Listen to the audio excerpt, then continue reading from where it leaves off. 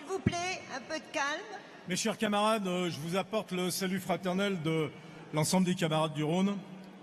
Et pour débuter mon propos, si je voulais faire court, pour illustrer l'ensemble de nos valeurs pour la liberté et l'indépendance, j'utiliserai une formule très courte.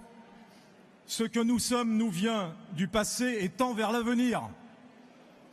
Alors, mes camarades, cette formule, je l'ai retrouvée ni plus ni moins que lorsque j'ai découvert avec certains d'entre vous le témoignage de la doyenne des militants de Force ouvrière, Jeanne Gourdon, qui nous l'a confirmé. Depuis mon adhésion à Force ouvrière en 1981, décembre 81, ce qui a toujours guidé mes actions militantes, ça a été notre capacité à signer des accords lorsque le compte y était et à pouvoir s'opposer lorsque le compte n'y est pas et surtout qu'il y a des atteintes ou des régressions. En ce sens, notre camarade René Valadon disait souvent, lorsqu'il était au bureau confédéral, lorsqu'il y avait des sessions de formation, lorsqu'un accord est bon et qu'on le signe, on le défend. Lorsqu'un accord n'est pas bon et qu'on ne le signe pas, on le descend. Alors oui, mes camarades, nous avons bien fait de lutter contre les lois Macron 1, Macron 2, Rebsamen, El Khomri. Et aujourd'hui et demain, nous aurons à combattre au quotidien les ordonnances et leurs effets négatifs.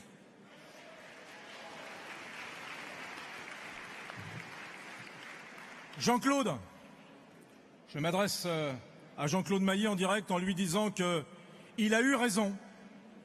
Jean-Claude a eu raison d'avoir toujours défendu et de défendre encore le rôle interprofessionnel des syndicats. Toutes les politiques néolibérales qui ont été conduites depuis ces dernières années trouvent leur paroxysme aujourd'hui dans le gouvernement actuel qui veut tailler en pièces les droits des salariés et de leurs représentants. Le Code du travail, mes camarades, a été créé pour protéger la santé des femmes et des hommes au travail, mais surtout pour rééquilibrer le lien de subordination détenu par l'employeur. Les conventions collectives ont été construites pour bâtir des socles de droits, des règles au bénéfice des salariés dans les branches professionnelles.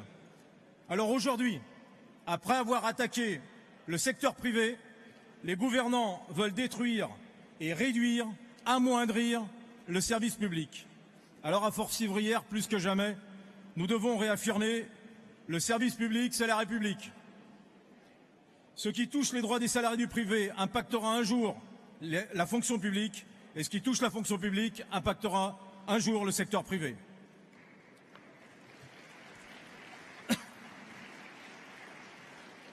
Dans un autre registre, l'annonce d'une journée de solidarité, on l'a entendu encore récemment par le Premier ministre, est un enfumage et un contournement, car le gouvernement veut s'approprier le traitement de la dépendance en faisant travailler sans paiement de salaire. Si 2 Français sur 3 aujourd'hui, regardez l'actualité, c'est ce qui se passe et ce qui ressort de cette annonce, si 2 Français sur 3 sont opposés à ce principe, c'est qu'ils ne sont pas dupes. Travailler sans salaire, c'est une servitude et elle doit être dénoncée, cette servitude, comme Victor Schœlcher dénonçait l'esclavage.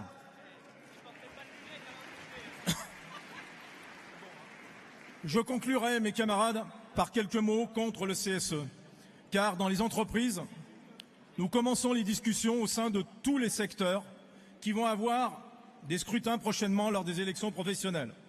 Le constat dans le Rhône, mais ailleurs aussi, c'est qu'entre l'existant des PCE, CHSCT et le CSE d'aujourd'hui, il n'y a que des réductions de moyens militants et des coupes franches envers les élus et les représentants. Il est indispensable de considérer également, dans ce système, de prendre toutes les heures de délégation aujourd'hui, tous les moyens syndicaux, puisque les employeurs profitent du CSE pour dénoncer en parallèle des accords IRP et de droits syndicaux. Il est indispensable pour Force ouvrière de peser pour obtenir que le réformisme militant qui est le nôtre nous permette d'être des défenseurs d'intérêts. 10 secondes, mon camarade. Merci, j'ai fini. Matériels et moraux des travailleurs face aux gouvernants et aux employeurs qui veulent nous dépouiller et nous mettre à l'étouffoir de nos possibilités d'être des contrepoids. Pour terminer, mes camarades, je conclurai en disant que dès la fin de notre congrès, nous saurons nous rassembler et Pascal, comme le bureau confédéral, auront à cœur de peser toujours plus pour que nous devenions la première organisation syndicale. Pascal, tu sauras poursuivre l'œuvre de tes prédécesseurs et j'aime tant un slogan issu d'une ancienne campagne prud'homale sous mandature de Marc Blondel que je finirai mon propos ainsi. Agissons pour le respect des droits et le droit au respect. Merci mes camarades.